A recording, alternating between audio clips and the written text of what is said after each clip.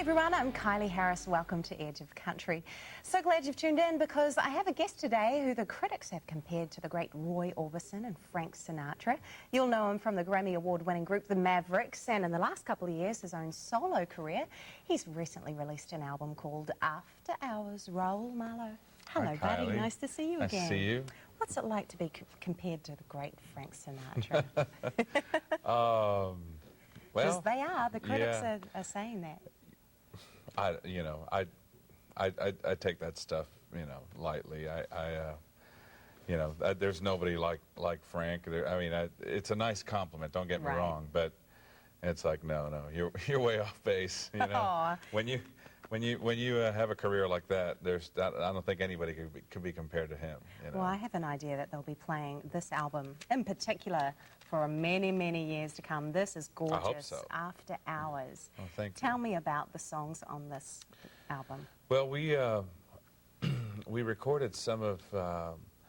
I've always been a big fan of some of the more classic country stuff, especially the stuff that was a bit more elegant and sophisticated, and because I've always felt that side of country music doesn't get shown often, and so we wanted to make a record that kind of showed that a little bit, and so we picked some songs that lend themselves to an arrangement, a real sparse arrangement with my band, with upright bass and piano and the nice horn flurries here and there. And so the first song that we did, that we arranged for this record was a song called Crying Time by Buck Owens. And that's what started the whole record, really. When we heard the sound and we heard the arrangement, we thought, we can make a record of this kind of stuff and really kind of show that there's not, the lines between country and jazz and pop really aren't that defined, and so that was kind of the whole inspiration for the album.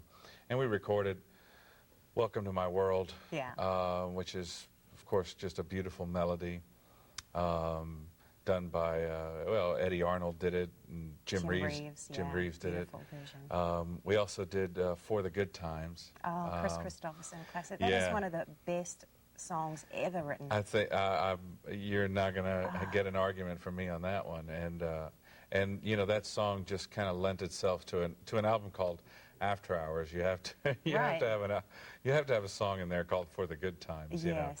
And that song is so riveting, just lyrically and melodically, that it lent itself to this kind of arrangement. And I think everything on there. We did a Roger Miller song, Husbands and Wives. Oh yeah.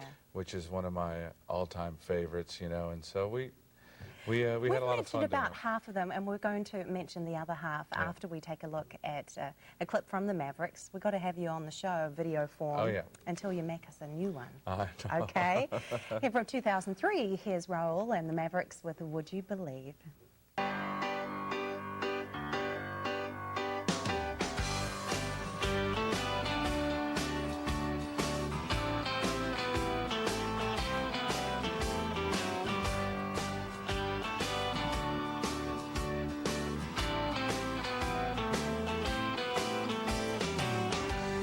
Sitting in my easy chair, wondering about what's out there, questioning the things I've heard before. Oh, watching too much CNN, they say the world's supposed to end, but I don't pay attention anymore.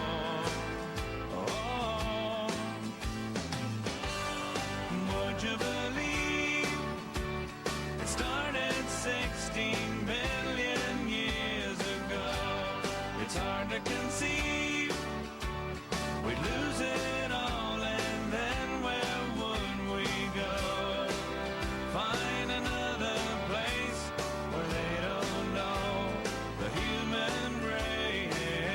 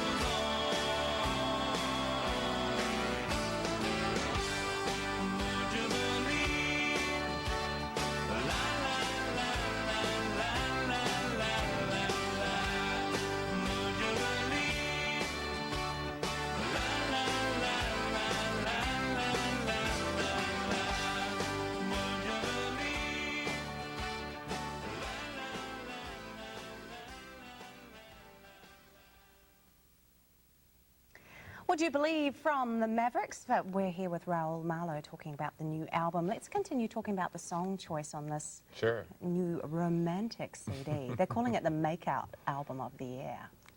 Yes. All right. I love your version of Pocket of a Clown, the Dwight Yoakam classic. It is not anything really like the original. Well, that was kind of the point. You know, when we were picking songs for this, every song we had was an old song, you know, from another era, Yeah. really. And so we were looking for something a bit more modern to tie it in. And you know, it's in these days it's kind of difficult to find modern stuff that lends itself to this kind of arrangement. Right. But Dwight's one of those guys that has, I think, those kind of songs that have a sort of a timeless quality to He's so them, influenced you know? by those. Yeah, and so we thought, well, you know, and I just had an idea for this cool, or I thought it was a cool little arrangement, you know. I hope it is. I hope people like it. I do. And so that's how that one ended up being on there, as his other one, the other Dwight song, the one that he wrote with Roger Miller, It Only Hurts When I Cry. And so again, that kind of thing where it lent itself to the arrangements that we were looking for on the record. I understand you guys actually did all of this live. Yeah, everything, all the vocals were live. We basically sat in the room, everybody played together, and you know, it's a concept, and everybody has to fall in line with that and just kind of go, okay, it's not gonna be technically perfect, but we're gonna capture a moment. And I think that that's also part of the reason we wanted to make that kind of record, that it doesn't get done often. You know, everything is so polished and nothing is left to chance now. Yes. And that's not the way we used to make music, you know, and so... Capture the yeah, moment of you know, we don't magic. capture the moments anymore. Yeah. You know, we bury them and kill them, you know. And that's such a nice segue to go into our break. We're making the moments here on Edge with Raul Malo, and we'll be right back. You like that one? That was great. Now, see, when people think of